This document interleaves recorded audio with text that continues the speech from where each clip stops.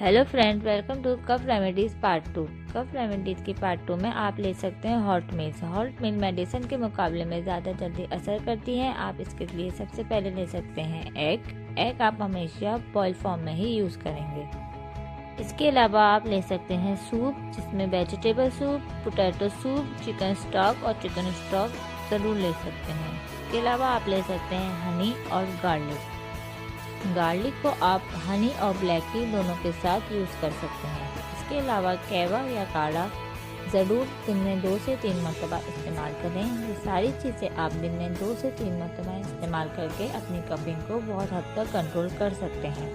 अगर आपने इस वीडियो का पहला पार्ट नहीं देखा तो ज़रूर देखें। ऐसे ही सॉल्यूशन, टिप्स और डिलीशियस रेसिपीज़ के लिए चैनल को ज़रूर सब्सक्राइब करें। मिलते हैं नेक्स्ट वीडियो में।